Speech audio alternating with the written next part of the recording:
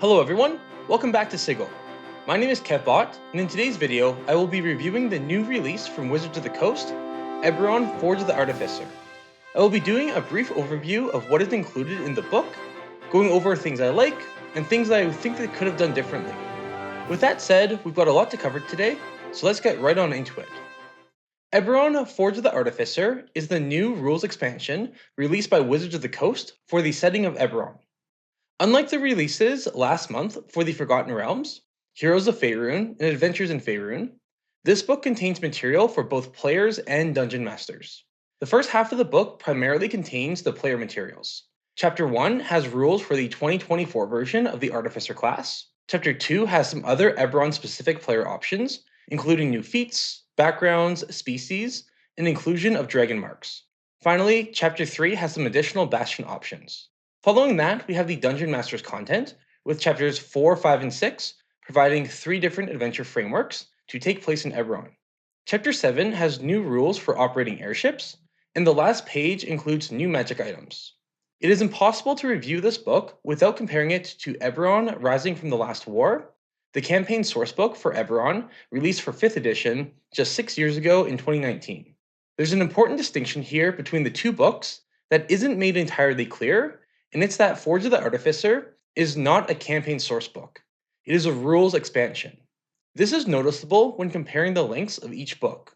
While Rising from the Last War is a thick 320 pages, Forge of the Artificer is a slim 112 pages, about a third of the length. To get away with this, Forge of the Artificer is constantly referring to lore that is written in Rising from the Last War within the text, especially throughout the campaign frameworks. So, with this in mind, is it a worthwhile purchase for players or dungeon masters? Or would you be better off just picking up Rising from the Last War? Let's take a look at Forge of the Artificer and see. The biggest inclusion for players, in my opinion, is the updated Artificer class for the 2024 edition of the rules. Rising from the Last War contained the Artificer class and subclasses of Alchemist, Artillerist, and Battlesmith.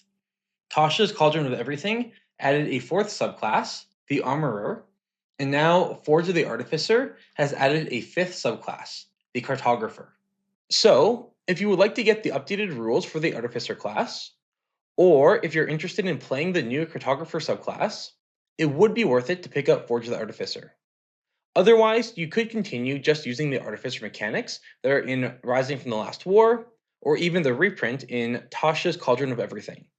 In my personal opinion, I actually like the Artificer from Rising from the Last War slightly better than the one in Forge of the Artificer, and the Cartographer subclass doesn't really stand out to me as one that I'd be really interested in playing, but your mileage may vary in regards to this. The same goes with the revised species included in the book, where we see a revised set of rules for Changeling, Kalistar, Shifter, and Warforged, and a new set of rules for Korvar. Outside of the revised Artificer class and Eberron species, there are quite a few new feats, backgrounds, and Bastion options. Some of these additions are specific to playing in a campaign set in Eberron, but there are some general feats, backgrounds, and Bastion options that could be used in any setting. So your mileage as a player using these options would vary depending on where your campaign is set. For Dungeon Masters, the main content would be the 3 adventure frameworks in chapters 4, 5, and 6.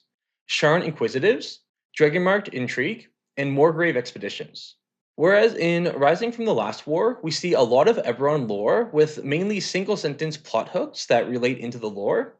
In Forge of the Artificer, there isn't a lot of lore on the pages itself, but time spent to describing the adventure scenarios in more detail, with some accompanying lore on the pages, and lots of references to further lore found in Rising from the Last War. I like how each of the chapters has a description of the tone and genre that the frameworks are looking to achieve, cementing the idea that games set in Eberron might not conform to the high fantasy genre found in the more familiar settings of Greyhawk or the Forgotten Realms, and providing a quick and easy insight for the reader. I also like how there are many different ideas for adventures that span the different tiers of play: 1 to 4, 5 to 10, 11 to 16, and 17 to 20. However, whether you get any use out of these depends on what you're looking for in an Eberron book. If you're looking for lots of lore with simple hooks to help with creating homebrew adventures, I would buy Rising from the Last War instead.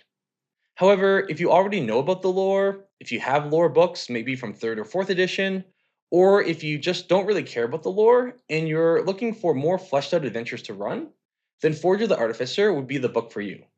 It just might not be worth the money unless you're specifically planning on running an adventure from one of these chapters. Another interesting thing to note about this book is that there are many new Eberron specific monsters with stat blocks. However, unlike almost every other book, they are not found in an appendix in the back. Instead, they are written directly on the specific page for the accompanying adventure that they are found in. I have mixed thoughts on this. On the one hand, this is very useful for anyone who's running these adventures directly to have the stat blocks right there on the page and not have to flip back and forth. However, for dungeon masters not running the adventures in the book and just looking to use it in their own home campaign, it makes finding the monster stat blocks just a little bit more difficult as they're spread all throughout the book. Helpfully, there is an alphabetical listing of where they are in the table of contents, but it's still a little bit more work than having them all together in an appendix, where you can easily find them and compare the different monsters and stat blocks. I don't feel that either approach is necessarily better or worse, but just further supports the previous point that Forge of the Artificer works best for dungeon masters who want to run these specific adventures out of the book, and not as good of a general reference for dungeon masters looking to create their homebrew campaigns set in Eberron as Rising from the Last War is. So, is Forge of the Artificer worth getting? If you're a player looking for the new Artificer subclasses or additional player options for 2024 5e, it would be worth buying. Otherwise, I would buy Rising from the Last War. If you're a dungeon master looking for more fleshed out session and campaign ideas, and you don't need in-depth lore on the world of Eberron, it would be worth buying. Otherwise, I would buy Rising from the Last War. I think the big thing to consider is if the price point is worth it to you in respect to the specific content that you're looking for. As I said earlier, Forge of the Artificer is slim in comparison to Rising from the Last War at only 112 pages. And because almost exactly half of it is designed for players and the other half is designed for dungeon masters, most people buying this book are really only looking at about 50 pages of material. For what it's worth, I think that the material in this book is all high quality and well written, but the main question to consider is how much value you will get from the specific information that you're looking for. I think my only main criticism for the content of the book itself is the art. None of the art is bad, and it does have an Eberron feel to it, but there isn't really any art in the book that really stood out to me and captivated me. It all looks nice, but it's just a little bit simple and lacks anything memorable or outstanding. Some people aren't a huge fan of the art for 5e in general, but I would say that even in comparison to the art in the Forgotten Realms books that came out last month, this art is disappointing.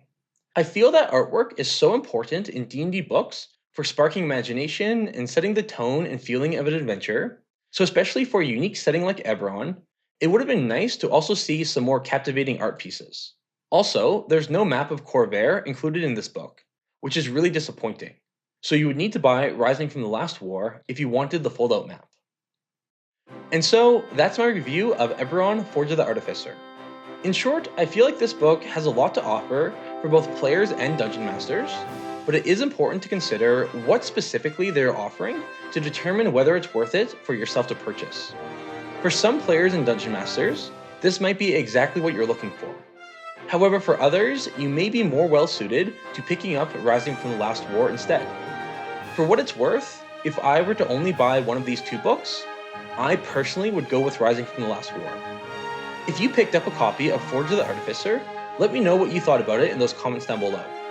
Let me know if you agree or disagree with my thoughts, and anything else that I might have missed in my video. Thank you so much for watching. My name is Kevbot. Now get out there and follow the Draconic Prophecy.